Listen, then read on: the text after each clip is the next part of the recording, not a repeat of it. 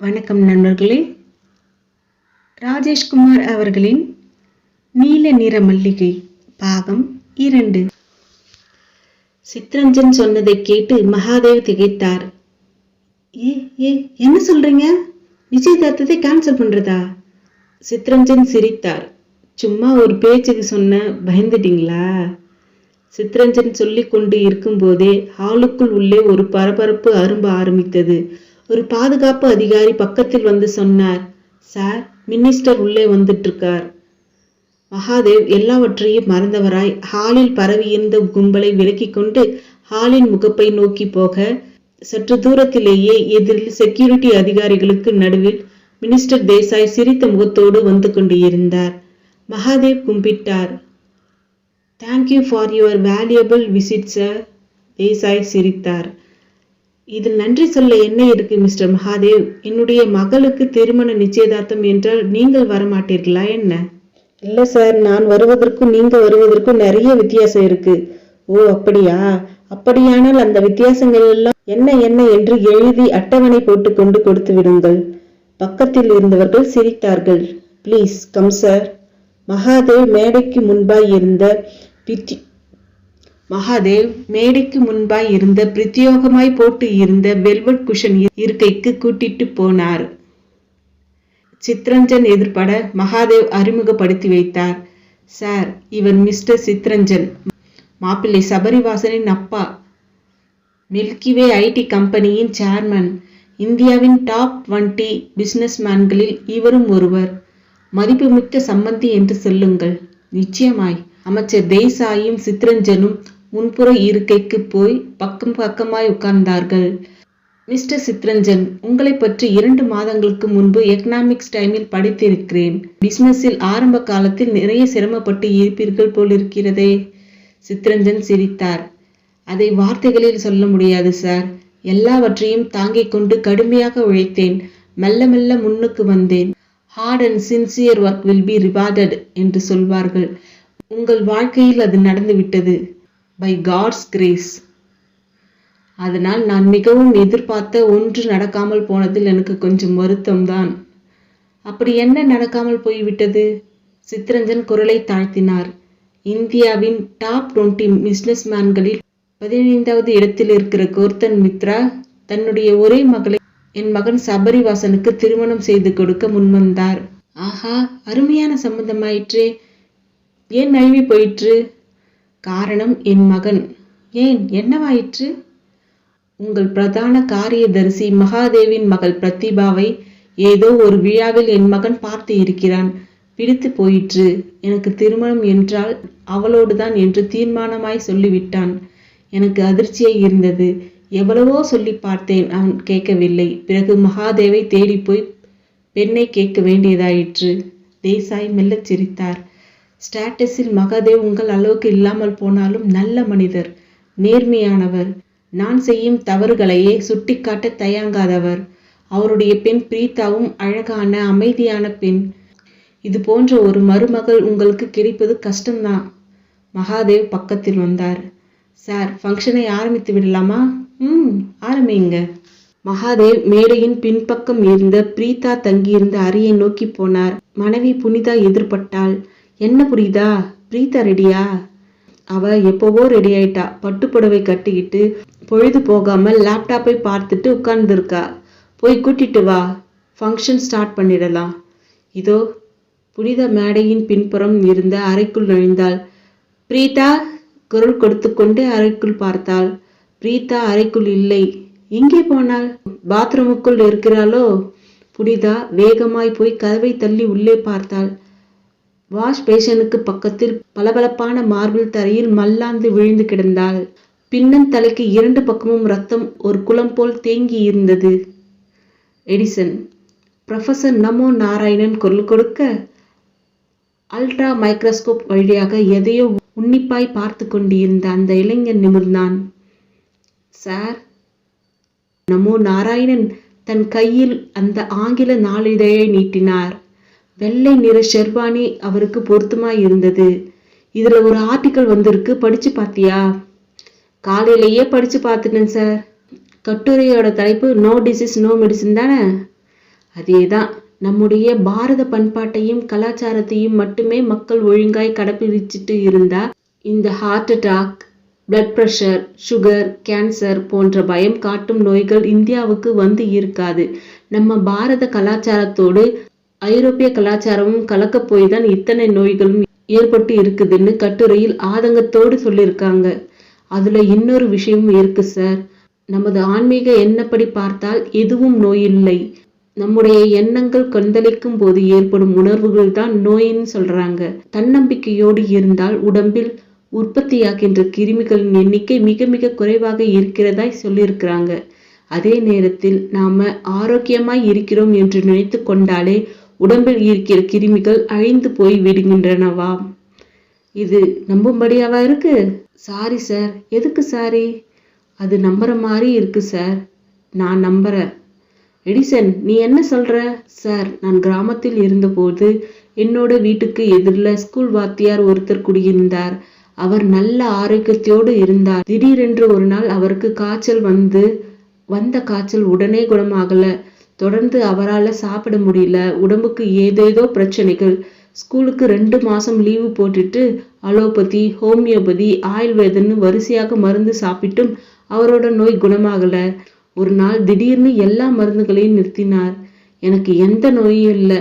நான் இனிமே எந்த மருந்தையும் சாப்பிட போறது இல்லை. வழக்கமான உணவுகளை சாப்பிட்டு எப்பவும் ஸ்கூலுக்கு போற மாதிரி போறேன். என்னுடைய வேலையை பார்க்க போறேன். இனிமே எந்த டாக்டரையும் போய் பார்க்க மாட்டேன் என்று சொல்லி அதன்படியே நடந்தார். 1 மாசம்தான் அவர் பழைய ஆரோக்கியத்திற்கு திரும்பினார். Is it? உண்மைதான் சார். அந்த கட்டுரையோட கடைசி வாக்கியங்கள் என்ன சொல்லுதுன்னு பார்த்தீங்களா சார்?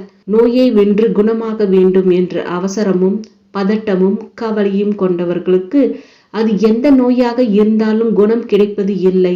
அந்த நோயை அலட்சியப்படுத்தி ஓய்வாக இருப்பவர்கள் யாராக இருந்தாலும் அவர்கள் விரைவில் குணம் பெறுகிறார்கள். A calm mind cures ulcer and other disorders. இந்த கட்டுரையோட வாசகங்கள் எனக்கு உடன்பாடு இல்லை எடிசன். எந்த நோய் யாருக்கு வந்தாலும் அவர்களால் அமைதியாக இருக்க முடியாது, கவலைப்படாமலும் இருக்க முடியாது. சிரத்தையோடு உரிய ட்ரீட்மெண்ட் எடுத்துக்கொண்டாதான் குணமாகும். எல்லாமே மரபணுக்களோட வேலை. ப்ரொஃபசர் நமோ நாராயணன் சொல்லி கொண்டு இருக்கும் போதே அவருடைய செல்போன் குரல் கொடுத்தது. தன் கையில் இருந்த செல்போனை அவனிடம் கொடுத்தார். எடிசன், அது யாருன்னு பாரு. வெரி இம்பார்ட்டன்ட் பர்சனா இருந்தா என்கிட்ட கொடு, இல்லைன்னா நான் பிஸியா இருக்கிறதா நீயே சொல்லிவிடு. Yes sir. எடிசன் செல்போனை வாங்கி பேசினான். எஸ், ப்ரொஃபசர் நமோ நாராயணன். நீங்க? நான் சுப்ரஜா, பேங்க் ஸ்டாப்ஸ். எடிசன் செல்போனை உள்ளங்கையில் மூடிக்கொண்டு ப்ரொஃபஸரை ஏறிட்டான். சார், பேங்க் ஸ்டாஃப் சுப்ரஜா பேசுறாங்க. குடு போனை. வாங்கி காதுக்கு ஒற்றி முகம் நிறைய புன்னகையோடு பேசினார். சொல்லுங்க மிஸ் பிரஜா. சார், போன வாரம் நீங்க கொடுத்த டாக்குமெண்டேஷனை வெரிஃபிகேஷன் பண்ணி பார்த்ததில்ல. ஒரு இடத்துல நீங்க கையெழுத்து போட மறந்துட்டீங்க. அதுக்கு என்ன போட்டு கொடுத்துடலாம். நான் 2 நாள்ல சென்னைக்கு வரும்போது.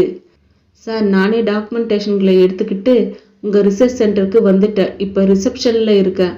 அப்பாயின்மெண்ட் இல்லாம உள்ளே அனுப்ப முடியாதுன்னு உங்க செக்யூரிட்டி ஆஃபீஸர் சொல்லிட்டு இருக்காரு. அதான் உங்களுக்கு ஃபோன் பண்ணினேன். ஓ, நீங்களே வந்துட்டீங்களா? That's good. செக்யூரிட்டி கிட்ட ஃபோனை கொடுங்க, நான் சொல்லிடுறேன். 1 மினிட் சார். சில வினாடிகளுக்கு பின் செக்யூரிட்டி அதிகாரியின் குரல் கேட்டது. சார், அந்த பெண் சுப்ரஜாவை உள்ளே அனுப்பு. Yes sir. செல்போனை அணைத்து கொண்டே எடிசனை ஏறிட்டார். எடிசன், பேங்க் ஸ்டாஃப் சுப்ரஜா வராங்க, அவங்களை கூட்டிக்கிட்டு என்னோட ரூமுக்கு வாங்க. எடிசன் தலையாட்டி கொண்டே எழுந்தான். ப்ரொஃபசர் நமோ நாராயணன் பக்கத்து காரிடரில் நடந்து புல்வெளியை ஒட்டியிருந்த தன்னுடைய அறைக்குள் நுழைந்து எக்ஸிகியூட்டிவ் நாற்காலியில் சாய்ந்தார். 5 நிமிட காத்திருப்புக்கு பின் எடிசன் கதவை திறந்து கொண்டு உள்ளே வந்தான். அவன் முகம் லேசாய் மாறி இருந்தது. என்ன எடிசன், சுப்ரஜா எங்கே? சார், சுப்ரஜா இல்லை, பின்ன வேற ஒரு பெண், பேரு மனோரஞ்சிதம். ப்ரொஃபஸரின் முகம் கோபத்துக்கு போயிற்று. யார் அது? பிரஸ் ரிப்போர்ட்டராம். சுப்ரஜாவோட ஃப்ரெண்டாம். உங்களை பார்த்து பேட்டி எடுக்கணுமாம். அதனால்தான் சுப்ரஜான்னு பொய் சொல்லிட்டு வந்திருக்கலாம். நான்சென்ஸ். அவளை நான் பார்க்க விரும்பல. அப்படியே திருப்பி அனுப்பு. பொய் சொல்றவங்களே எனக்கு பிடிக்காதுன்னு சொல்லு. ப்ரொஃபஸர் பேசி முடிக்கவில்லை. சாத்தியிருந்த கதவை திறந்து கொண்டு மனோரஞ்சிதம் உள்ளே வந்தாள். சாரி சார், எனக்கும் பொய் சொல்றது பிடிக்காது. உங்களை பார்த்து பேச எனக்கு வேற வழி தெரியல சார், அதான் பொய் சொல்லிட்டேன். புரொஃபஸரின் பார்வையில் நெருப்பு தெரிந்தது. இதோ பார், இது ஒரு ரிசர்ச் சென்டர். உன்னை மாதிரியான பிரஸ் ரிப்போர்ட்டர்களுக்கு இடமில்லை, போயிடு.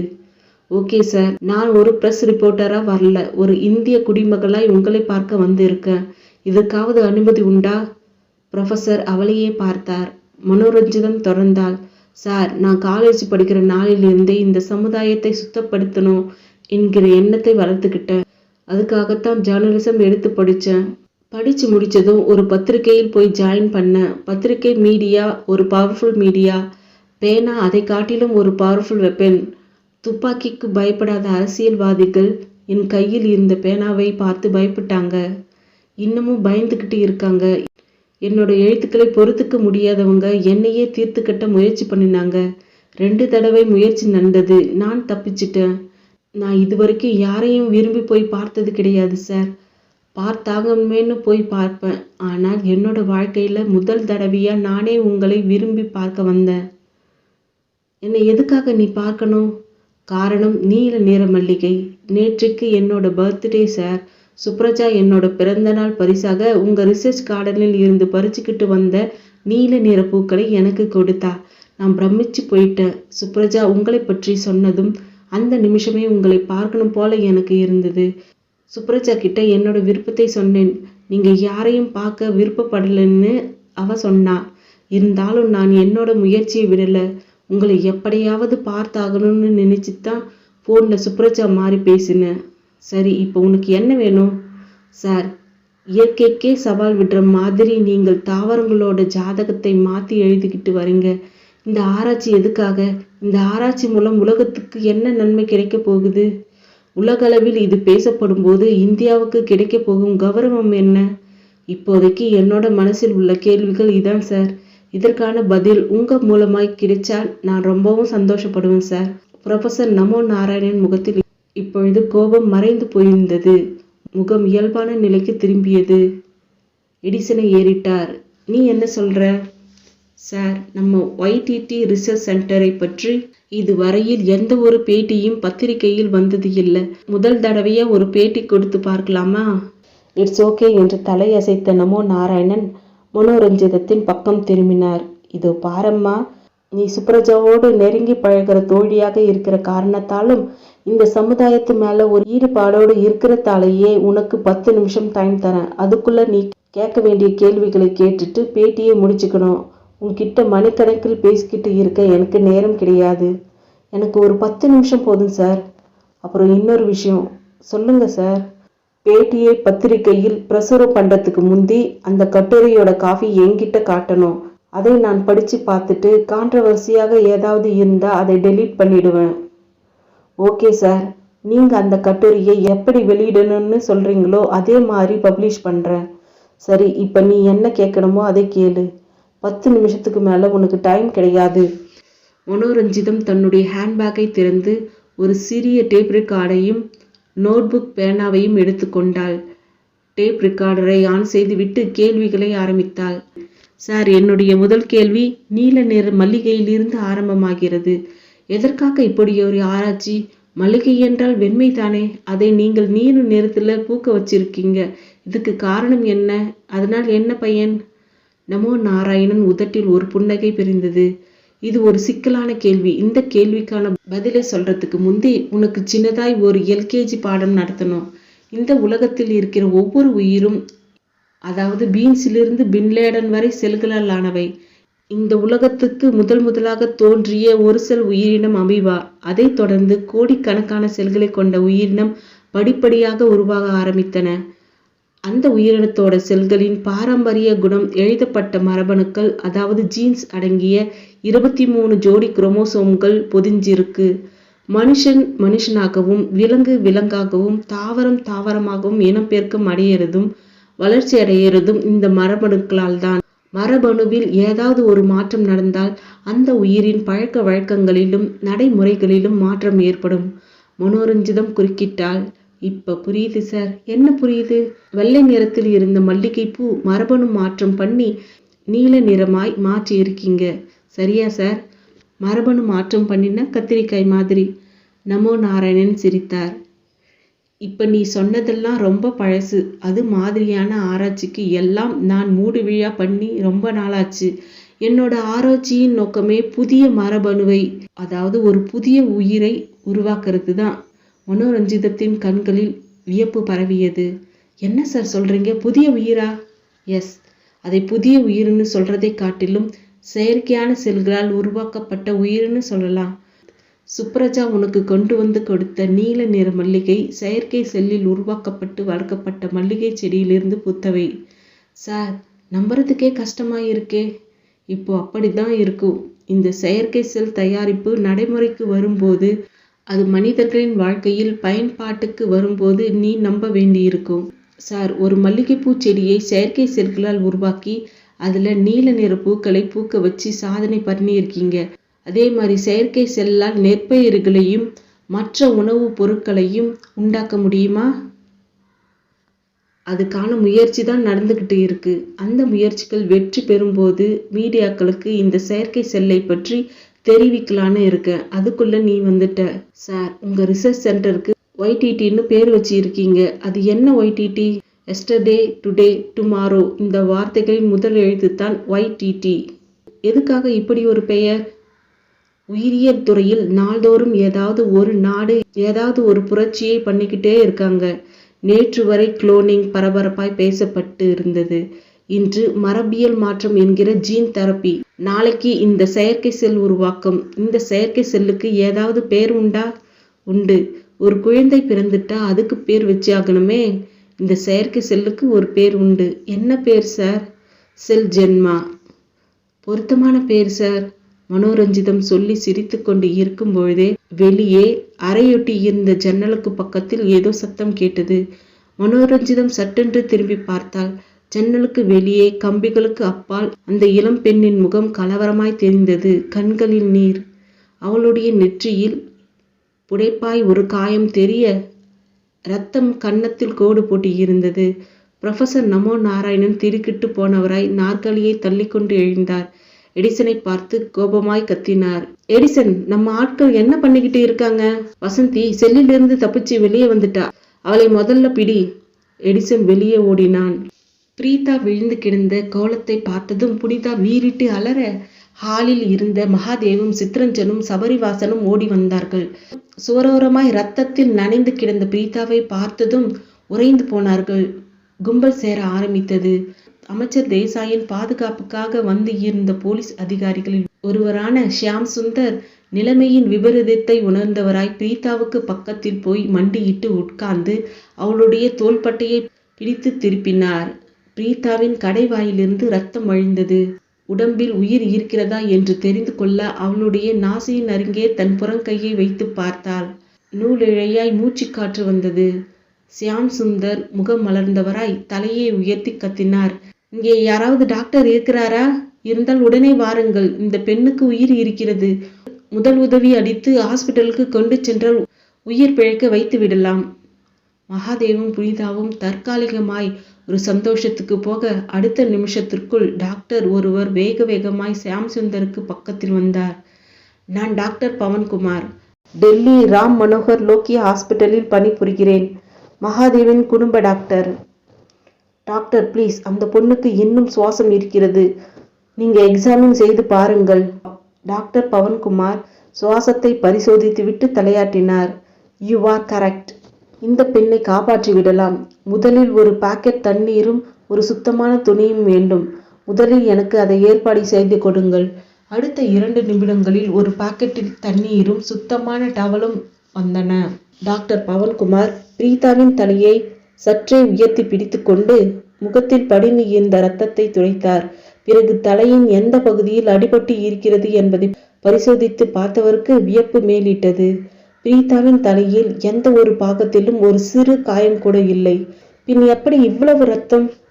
முகம் முழுவதும் குழப்பத்தை நிரப்பிக்கொண்டு சற்று தள்ளியிருந்த மகாதேவையும் புனிதாவையும் பார்த்து பக்கத்தில் வரும்படி சைகை காட்டினார் பவன்குமார்.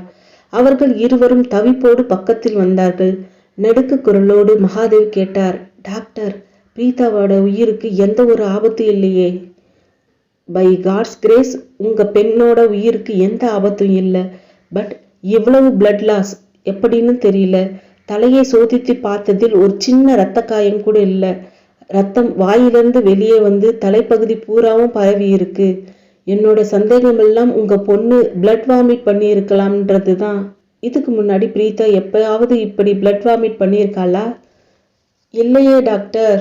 ஒருவேளை உங்களுக்கு தெரியாம இருந்து இருக்கலாம். கண்டிப்பா உங்க பொண்ணு பிளட் வாமிட் பண்ற அளவுக்கு உடம்பு ரீதியா ஏதோ ஒரு பிரச்சனை இருக்கு. அப்படி ஒரு பிரச்சனை பிரீதாவுக்கு இருந்தா உங்களுக்கு கண்டிப்பா தெரிஞ்சிருக்கும் டாக்டர். ஏன்னா நீங்க தான் எங்களுக்கு family doctor. You may be correct Mahadev. பிரீதாவுக்கு இப்படி ஒரு பிரச்சனை இருந்து அதை என்கிட்ட சொல்ல பிரியப்படாம வேற ஒரு டாக்டர் கிட்ட போயிருக்கலாம். இல்லை டாக்டர், அப்படி போயிருந்தா அது எங்களுக்கு தெரிஞ்சிருக்குமே டாக்டர். மகாதேவ், நீங்க இப்படி பேசுறது உங்களை நீங்களே ஏமாத்துறதுக்கு சமம். பிரீதா உங்ககிட்ட சினிமாவுக்கு போறேன்னு சொல்லிட்டு வேற எங்கேயாவது போனால் உங்களால அதை கண்டுபிடிக்க முடியுமா? முடியாது. அது மாதிரி தான் இதுவும். இரத்த சேதத்தை பார்த்தா இது ஒரு சிவியர் வாமிட்டிங் மாதிரி தெரியுது. பிரீதாவுக்கு உடம்பு ரீதியா ஏதோ பிரச்சனை. அது வரைக்கும் மௌனமாய் இருந்த போலீஸ் அதிகாரி ஷியாம் சுந்தர் பேச்சில் குறுக்கிட்டார். டாக்டர், முயற்சியா இருக்க வாய்ப்பில்லையா? அதை இப்போதே சொல்ல முடியாது. பிரீதாவை முதலில் ஹாஸ்பிட்டலைஸ் பண்ணணும். பிளட் வாமிட்டுக்கு என்ன காரணன்றதை கண்டுபிடிக்கணும். அதுக்கப்புறம் தான் ஒரு முடிவுக்கு வர முடியும். ஆம்புலன்ஸுக்கு தகவல் கொடுத்துட்டீங்களா? கொடுத்தாயிற்று டாக்டர். நடப்பவையெல்லாம் பார்த்து கொண்டு அதிர்ச்சியில் உறைந்து போயிருந்த மகாதேவின் தோள்களின் மேல் கை வைத்தார் சித்ரஞ்சன்.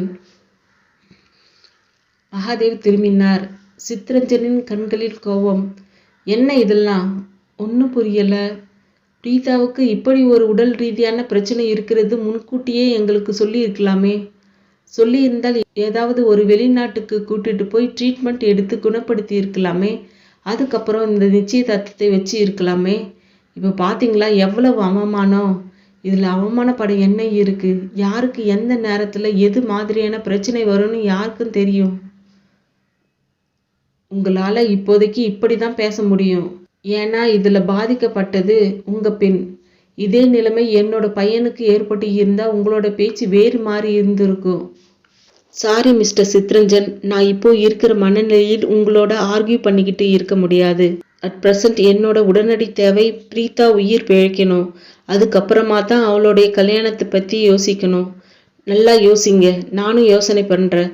பிரீதா எனக்கு மருமகளாக வரணும்னா அவளுக்கு உடம்பு ரீதியாக எந்த ஒரு பிரச்சனையும் இல்லைன்னு குறைந்தபட்சம் 3 டாக்டராவது சர்டிஃபை பண்ணணும். அதில் ஒருத்தர் வெளிநாட்டு டாக்டராக இருக்கணும். சித்ரஞ்சன் பேசிய பேச்சுக்கு சூடாய் பதில் கொடுக்க வேண்டும் என்று மகாதேவ் நினைத்த வினாடி அமைச்சர் தேசாய் பாதுகாப்பு அதிகாரி ஒருவர் பக்கத்தில் வந்தார். சார், அமைச்சர் உங்களை பார்க்கறதுக்காக உள்ளே வந்து கொண்டு இருக்கிறார். மகாதேவ் சித்ரஞ்சனை மறந்தவராய் பாதுகாப்பு அதிகாரிக்கு பின்னால் போக அமைச்சர் தேசாய் எதிர்பட்டார். ஆதரவாய் மகாதேவின் கையை பற்றினார். உங்க பொண்ணுக்கு உடம்பு ரீதியா என்ன பிரச்சனை முதல்ல பாருங்க மிஸ்டர் மகாதேவ். முதல்ல அவளை ஹாஸ்பிட்டலைஸ் பண்ணுங்க. Yes sir. If you need any medical assistance என்னோட பேரை யூஸ் பண்ணுங்க. Yes sir. அப்புறம் என்று சொல்லி குரலை தாழ்த்தினார் தேசாய். அவர் பார்வை அங்கும் இங்கும் அலைந்து, சொல்லுங்க சார். என்னை வழி அனுப்புற மாதிரி கார் வரைக்கும் வாங்க. உங்ககிட்ட ஒரு விஷயம் சொல்லணும். சொல்லிட்டு தேசாய் நடக்க ஆரம்பித்து விட அவருக்கு இணையாய் நடந்தார் மகாதேவ். மனசு கொந்தளித்தது. தேசாய் என்ன சொல்ல போகிறார்? இதய துடிப்பு அதிகரித்தது. நெற்றியும் பின்னங்கழுத்தும் உயர்த்தது. தேசாய் காரை நெருங்கினார். பக்கத்தில் வந்த பாதுகாப்பு அதிகாரிகளை தள்ளி திறக்க சொல்லிவிட்டு மகாதேவ் காதருகே குனிந்தார். மகாதேவ் சார், நான் ஒரு விஷயம் சொன்னா தப்பா எடுத்துக்க மாட்டீங்களே? நோ, எதுவாக இருந்தாலும் பரவாயில்ல சார், சொல்லுங்க. உங்களுக்கு சம்மந்தியாய் வரப்போகிற சித்ரஞ்சன் சரியில்லை. நீங்க வேற ஒரு மாப்பிள்ளை பார்க்கறது பெட்டர். Yes sir. உங்க பொண்ணு பிரீதாவோட திடீர் உடல்நலக்குறைவுக்கு காரணம் அவர்தான். மனோரஞ்சிதம் உறைந்து போய் இருந்தால் ஜன்னலில் இரத்த காயத்தோடு எட்டி பார்த்த அந்த பெண் யார்? ப்ரொஃபசர் நமோ நாராயணன் அந்த பெண்ணை பார்த்ததும் திடுக்கிட்டு போய் ஏன் கத்த வேண்டும்? எடிசன் ஏன் அதிர்ச்சியோடு வெளியே ஓட வேண்டும்? மனோரஞ்சிதம் மனசு பூராவும் முளைத்து கொண்ட கேள்விகளோடு நமோ நாராயணனே ஏறிட்டாள். சார், யார் அந்த பொண்ணு? ப்ரொஃபசர் கோபமாய் நிமிர்ந்தார். அது இங்கே வேலை பார்க்குற பொண்ணு. நீ கிளம்பு, பேட்டியை எடுத்த வரைக்கும் போதும். மனோரஞ்சிதத்தின் முகம் லேசாய் மாறியது. சார், அந்த பொண்ணுக்கு என்ன பிரச்சனை? அந்த பொண்ணோட நெற்றியில் ரத்தம் காய வேற இருக்கிறது. கண்களில் நீர். Something wrong. நான் அந்த பொண்ணை பார்க்கணும். நமோ நாராயணன் நாற்காலியை தள்ளிக்கொண்டு ஆவேசமாய் எழுந்தார். இதோ பார், நீ ஒரு ஜேர்னலிஸ்ட். உன்னை உள்ளே விட்டது தப்பு. ஏதோ சுப்ரஜாவுக்கு நெருங்கின ஃப்ரெண்டு என்கிற ஒரே ஒரு காரணத்துக்காக உன்னை உள்ளே அலோவ் பண்ணி உட்கார வச்சு பேட்டி கொடுத்த.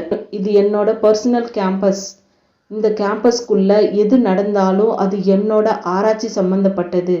நீ அதை பார்த்ததும் பார்க்காதது போல் தான் இருக்கணும். சாரி ப்ரொஃபஸர் சார், அப்படி இருக்க நான் ஒன்றும் ரோபோ கிடையாது. அந்த பொண்ணு இங்கே வேலை பார்க்குற பொண்ணுன்னு சொல்கிறீங்க. அந்த பொண்ணு நார்மலாக இருந்து ஜன்னலை எட்டி பார்த்துருந்தா நானும் அதை கண்டுக்காமல் இருந்திருப்பேன். அந்த பொண்ணு நார்மலாக இல்லை. நெற்றியில் இரத்த காயம், கண்களில் நீர், முகத்தில் இனம் புரியாத ஒரு கலவரம். இதுக்கெல்லாம் என்ன காரணம்னு தெரிஞ்சு ஆகணும். இல்லைன்னா நான் போலீஸுக்கு ஃபோன் பண்ணுவேன். நமோ நாராயணன் தன் சுட்டு விரலை கோபமாய் உயர்த்தினார்.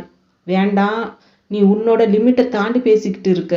இது ஒரு ரிசர்ச் சென்டர். இங்கே நடக்கிற சில சம்பவங்கள் மற்றவர்களுக்கு ஆச்சரியமாய்த்தான் இருக்கும்.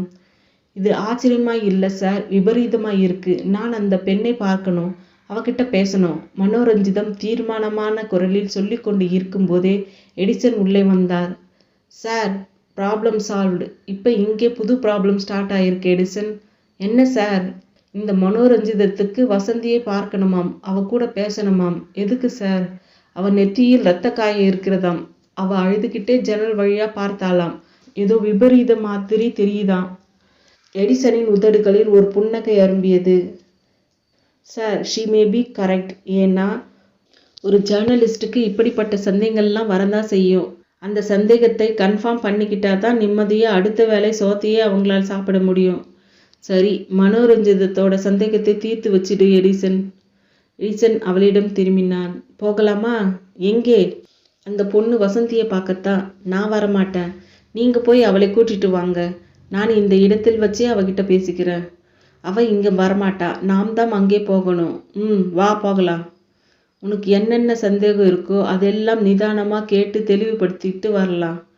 மனோரஞ்சிதம் எச்சரிக்கையானால். இவர்கள் பேச்சு சரியில்லை, இந்த இடமும் சரியில்லை. முதலில் இங்கிருந்து கிளம்ப வேண்டும். எடிசன் தலையை அவளை சாய்த்து பார்த்தான். என்ன யோசனை? ஒன்றுமில்லை. இது தேவையில்லாத விவகாரம்னு என்னோட மனசுக்கு படுது. நான் கிளம்புறேன். என்னது, கிளம்புறியா? எங்க? என்னோட வீட்டுக்குத்தான். பாத்தியா, பொய் சொல்கிற. பொய்யா? பொய் தான். நீ இந்த ரிசர்ச் சென்டரை விட்டு வெளியே போனதும் உன்னோட வீட்டுக்கு போக மாட்டேன். நேராக போலீஸ் ஸ்டேஷனுக்கு தான் போவ. நான் சொல்கிறது சரியா? இல்லை. இதுவும் பொய். எடிசன் சிரித்து கொண்டே பார்த்த பார்வையில் மனோரஞ்சிதத்தின் அடிவயிறு கலங்கியது. வெளியே போக முடியாது போல் இருக்கிறதே. அவசரப்பட்டு வார்த்தைகளை விட்டது தவறு. எடிசன் பக்கத்தில் வந்தான். அவளுடைய மன ஓட்டத்தை புரிந்து கொண்டவன் போல் பேசினான். இனிமேல் யோசனை பண்ணி என்ன பிரயோஜனம்? நீ பார்க்கக்கூடாததை பார்த்துட்ட, பேசக்கூடாததை பேசிட்ட. நாங்கள் இதுக்கு ஏதாவது பரிகாரம் பண்ணி ஆகணுமே. என்ன பண்ணலான்னு நீயே சொல்லு. மனோரஞ்சிதம் மிரண்டு போனவளாய் எடிசனையே பார்த்து கொண்டு இருக்க அவனுடைய வலது கை சட்டென்று உயர்ந்தது. உயர்த்தி அவன் விரல்களில் என்ன இருக்கிறது என்று பார்ப்பதற்குள் மனோரஞ்சிதத்தின் வலது பக்க கழுத்தில் சுருக்கென்று ஏதோ பாய்ந்தது. சதையை துடைத்தபடியே சாய்வாய் குத்திட்டு நின்றது. தீப்பற்றி கொண்டது போன்ற உணர்வில் மனோரஞ்சிதம் வீறிட்டு அலறி விழிகளை தாழ்த்தி பார்த்தாள். கழுத்தில் 2 அங்குல நீளத்தில் ஒரு குச்சியை போல் கரிப்பாய் ஏதோ குத்தி கொண்டு நின்றிருந்தது. என்ன அது? பார்த்து கொண்டு இருக்கும்போதே அது மெல்ல அசைந்து சதையை குடைந்தது. எடிசன் கிட்டத்தில் சிரித்தான். அது என்னன்னு பார்க்குறியா? இந்த ரிசர்ச் சென்டரில் செயற்கை செல் ஜென்மா மூலம் உருவாக்கப்பட்ட ஒரு புதிய உயிரினம். அதுக்கு பேர் என்ன தெரியுமா? Needle cobra. ஒரு ஊசி மாதிரி இருக்கிற இந்த பாம்புக்கு உணவே மனித ரத்தம்தான். இன்னும் 10 வினாடிக்குள்ளே இது உன்னோட உடம்புக்குள் பூந்து இரத்த குழாய்களில் நீச்சலடிக்க ஆரம்பிச்சிடும். கொஞ்சம் கொஞ்சமாய் ரத்தத்தை குடிச்சு வளர ஆரம்பித்து ஏதாவது ஒரு கட்டத்தில் அதுக்கு உள்ளே இருக்க பிடிக்காம வெளியே வந்துடும். அது வெளியே வர தேர்ந்தெடுக்கிற வழி உன்னோட உறுப்புகளில் எது வேணும்னாலும் இருக்கலாம். கை வழியாகவோ கால் பகுதி வழியாகவோ வெளியே வந்தா உன்னோட உயிருக்கு எந்த ஆபத்தும் இல்லை. இதயம் வழியா வந்தா அடுத்த நிமிஷமே உனக்கு மரணம்தான். உன்னோட ஆயுசு ரேகை எப்படி இருக்குன்னு பார்க்கலாம். எடிசன் சொல்லி கொண்டு இருக்கும்போதே மனோரஞ்சிதத்தின் கழுத்தில் குத்திட்டு ஒட்டி கொண்டு இருந்த அந்த நீடில் கோப்ரா சதியை துளைத்து கொண்டு சரசரவென்று உள்ளே இறங்கி காணாமல் போயிற்று. பார்த்து கொண்டு இருந்த மனோரஞ்சிதத்திற்கு கண்கள் இருட்டி கொண்டு வந்தன. எந்த பிடிப்பும் இல்லாமல் சுவரோரமாய் சரிந்து விழுந்தாள். டெல்லியின் ராம் மனோகர் லோகியா ஹாஸ்பிட்டல். நேரம் நள்ளிரவை தாண்டி இருக்க ஐசி யூனிட்டுக்கு வெளியே மகாதேவ், புனிதா, சித்ரஞ்சன், சபரிவாசன் திகிலும் கவலையும் உறைந்து போன முகங்களோடு பாலிவிடை நாற்காலியில் சாய்ந்து காத்து கொண்டிருந்தார்கள். டாக்டர் பவன்குமார் கிட்டத்தட்ட ஒரு மணி நேரம் கழித்து ஐசி யூனிட்டிலிருந்து வெளிப்பட்டார். கலைந்த தலைக்கேசம், களைத்த முகம். உட்கார்ந்து இருந்த எல்லோரும் ஒரே வினாடியில் எழுந்து நின்றார்கள். பவன்குமார் முகத்தையே பார்த்தார்கள். டாக்டர்! மகாதேவ் தவிப்போடு பக்கத்தில் வர பவன்குமார் சலனமற்ற முகத்தோடு ப்ளீஸ் கம் வித் மீ சொல்லிவிட்டு நடந்தார். எல்லோரும் தொடர்ந்தார்கள். வறண்டாவின் மையத்தில் டாக்டரின் அறை வந்தது. நுழைந்தார்கள். பவன்குமார் எல்லாருக்கும் இருக்கையை காட்டிவிட்டு தானும் உட்கார்ந்தார். சில வினாடிகள் மௌனமாய் இருந்துவிட்டு மெல்ல பேச ஆரம்பித்தார். பிரீதாவோட பிளட் வாமிட்டுக்கு காரணம் அவளோட லிவர் தான். அது அவ்வளவு ஆரோக்கியமாய் இல்லை. 1/3 சுருங்கி போயிருக்கு. டாக்டர் சொன்னதை கேட்டு அழுகையில் புனிதா வெடித்து சேலையில் வாயை பொத்திக் கொள்ள மகாதேவ் தவிப்பாய் கேட்டார்.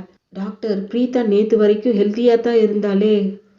அவ ஹெல்த்தியா இருந்திருக்க முடியாது மிஸ்டர் மகாதேவ்.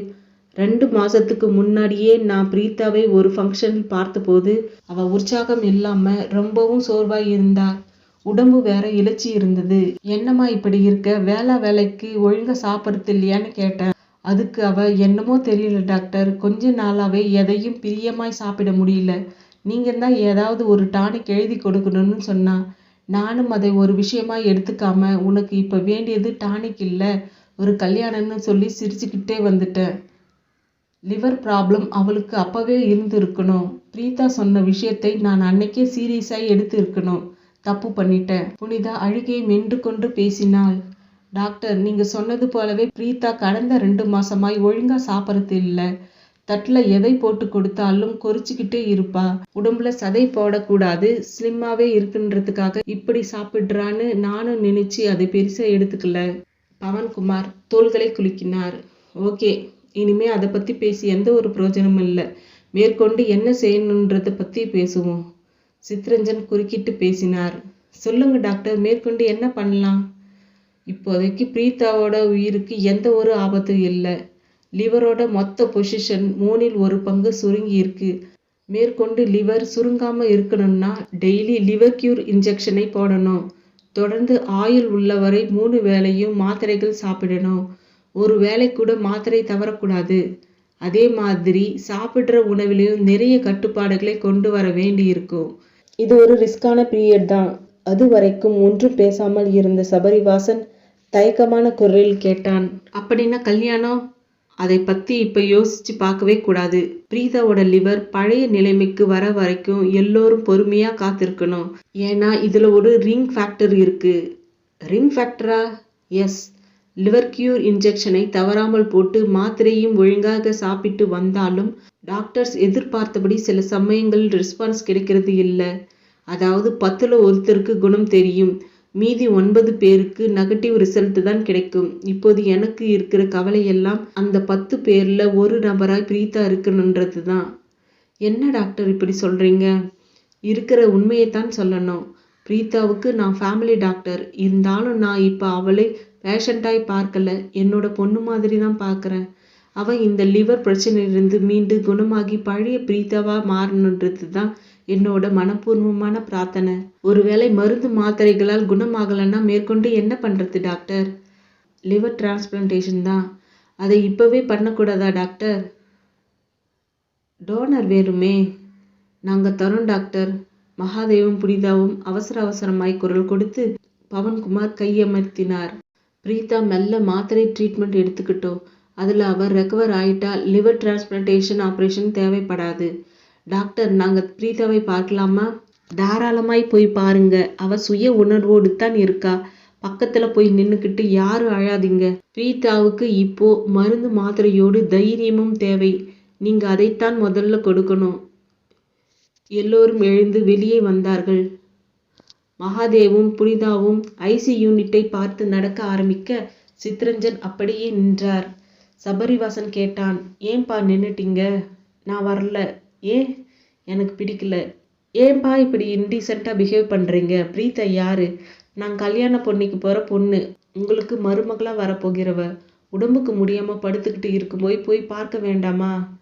டேய், விவரம் புரியாத பேசாத. இவங்க உன்னையும் என்னையும் ஏமாத்த பாக்குறாங்க. என்ன ஏமாத்திட்டாங்களா? என்ன ஏமாத்திட்டாங்க? லிவர் டேமேஜ் ஆன பொண்ணை உன்னோட தலையில் கட்ட பார்த்துருக்காங்க. கடவுள் நம்ம பக்கம் இருக்க போய் கல்யாணத்துக்கு முன்னாடியே விஷயம் தெரிஞ்சு போச்சு. அப்பா, நீங்க பேசுறது சரியில்லை. பிரீதாவுக்கு தன்னோட உடம்பில் இப்படி ஒரு பிரச்சனை இருக்கிறது அவளுக்கே தெரியாது. வீணாய் அவங்க மனசு நோக்கடிக்காதீங்க. பேசிக்கொண்டே போன சபரிவாசனை மகாதேவ் கையமர்த்தினார். தம்பி, உங்க அப்பாவோட நிலைமையில் யார் இருந்தாலும் அப்படித்தான் பேசுவாங்க. அவருக்கு இந்த சம்பந்தத்துல ஆரம்பத்திலே இருந்து இஷ்டம் இல்லை. அதுக்கு ஏற்ற மாதிரி என்னோட பொண்ணுக்கு இப்படி ஒரு பிரச்சனை. நீங்க வேற இடத்துல உங்களுக்கு ஏற்ற மாதிரி பொண்ணு பார்க்கறது நல்லது. சாரி அங்கிள், எனக்கு கல்யாணம்னு ஒன்று நடந்தா அது உங்க பொண்ணோட தான். நோயின்றது ஒரு பொதுவான விஷயம். அது யாருக்கு வேண்டுமானாலும் எப்ப வேண்டுமானாலும் வரலாம். எனக்கே தெரியாம ஏதாவது நோய் என் உடம்புக்குள்ளே இருக்கலாம். அது நாளைக்கு கூட வெளிப்படலாம். இன்னைக்கு மருத்துவ உலகம் எங்கேயோ போய்கிட்டு இருக்கு. நோயை கட்டுப்படுத்துறதுக்கும் அது முழுமையாக குணப்படுத்துறதுக்கும் எவ்வளவோ மருந்துகள் வந்தாச்சு. டாக்டர் பவன்குமார் பிரீதாவை கண்டிப்பாக குணப்படுத்தி விடுவார். எங்க கல்யாணம் கண்டிப்பா நடக்கும். என்னோட அப்பாவை பற்றி நீங்க கவலைப்படாதீங்க. வாங்க போகலாம். சபரிவாசன் ஆவேசமாய் பேசிவிட்டு மகாதேவை மெல்ல தள்ளியபடி ஐசி யூனிட்டை நோக்கி போக, சித்ரஞ்சன் நின்ற இடத்தில் இருந்தபடியே நடந்து போகின்ற அவர்களை தீப்பார்வை பார்த்தார். அதே வினாடி அவருடைய கோட் பாக்கெட்டில் இருந்த அந்த உயர்தர செல்போன் மெல்ல இசையை எழுப்பியது. எடுத்து அழைப்பது யார் என்று பார்த்தார். அருள்லால் காலிங் என்று டிஸ்பிளே சொல்ல செல்போனை காதுக்குள் கொடுத்தார். எரிச்சலாய் கேட்டார், என்ன லால்? அங்கே நிலைமை எப்படி? நினைச்ச மாதிரி எதுவும் நடக்கல. மேற்கொண்டு என்ன பண்ணலாம்? ஃபோன்ல பேசாத, நேர்ல வா. எப்போ வரட்டும்? உடனே புறப்பட்டு வா. நான் பாரடைஸ் ஹோட்டல்ல பிளாட்டிங் கிளவுட்ஸ் பார்ல இருப்பேன். நீல நிற மல்லிகை தொடரும். மறக்காம சேனலை சப்ஸ்கிரைப் செய்து கொள்ளுங்கள் நண்பர்களே. நன்றி, வணக்கம்.